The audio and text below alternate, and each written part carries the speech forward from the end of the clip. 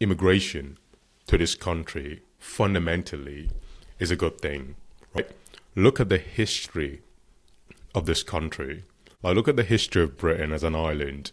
The history of this country was largely, primarily shaped by immigration, right? Not only immigrants from like the Commonwealth or other black and brown countries, but even from Europe, right? This country's foundation was based on immigration. So when I hear right-wing commentators complaining and crying about immigration, like immigration is bad for Britain. No, immigration is not bad for Britain. Immigration to this country is fundamentally a good thing, right? Let's break it down. We could break it down from a cultural standpoint, or we can break it down from an economic standpoint, right? Economically speaking, right? Immigration has brought so much to this country in terms of wealth. You got to understand that the backbone of this country is the NHS, and about 20% of the workers in the NHS are foreign born, right? So they weren't born in this country, right? Think about that. And the NHS is the backbone of this country. People are complaining. So imagine the NHS without immigration. Imagine the NHS losing 20% of its workforce because there's a lot of right-wing people in this country, including politicians, claiming and perpetuating this narrative that immigration is fundamentally bad for Britain. And it's a dangerous idea. It's a dangerous thing that we're playing around with, to be honest, because it's just not bad. It's actually good. I mean, we could look at it from an NHS perspective, but also we could look at it economically, right? The talk at the moment is refugees coming to this country. Oh, refugees are coming to this country. People are illegal migrants coming. Refugees contribute to only 6% of migration to Britain. Only 6% of migration to Britain, right?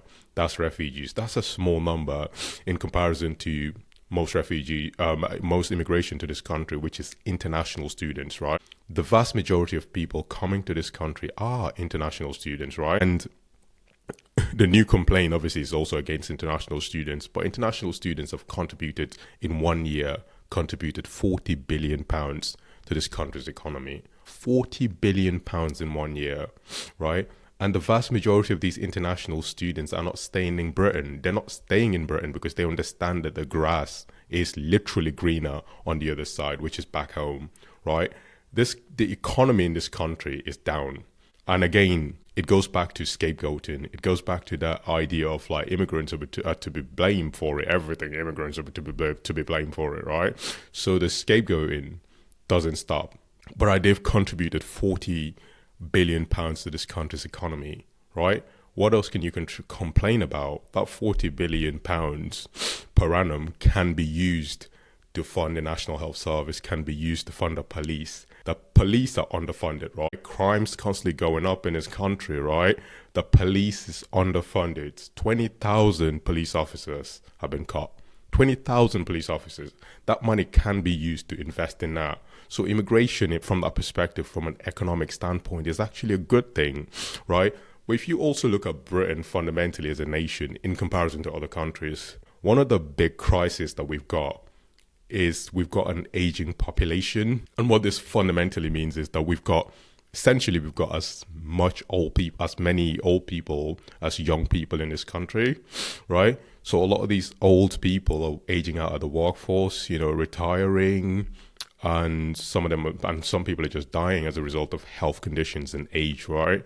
So immigration is needed to fill the gap in the labor market to be able to build and develop and sustain a prosperous economy, right? And the vast majority of immigrants that come to this country, again, are young, healthy, fit people, right? So they're not old age people that are coming to this country, but young and healthy.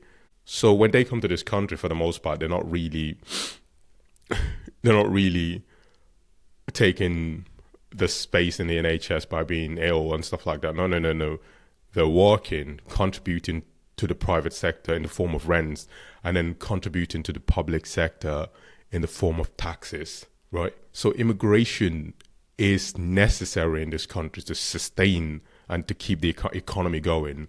And I think one of the big issues that we've got is not even about the economy, but it's more from a cultural standpoint. Because back in the day, the whole standard, oh, immigration is an issue for Britain because, you know, they're coming in taking all our jobs. But if you look at the root causes of these things, you would notice that it really is not about that at the end of the day. It's more about, why have we got a bunch of black and brown people coming to this country, right? That's the thing, because I guarantee you that if a bunch of immigrants are coming from Ukraine, for example, or a bunch of people migrating from European countries to Britain, I don't think that is as much of an issue. The big issue is migrants of color, right? Refugees of color. That's the problem. So when you hear people talk about immigration nowadays, the issue is more directed at culture as opposed to directed at the economy. But again, when we hear culture is essentially a substitute for race and ethnicity, meaning, oh, look at all these people, they're racially different from us, so why are they in our country? That's the complaint, right?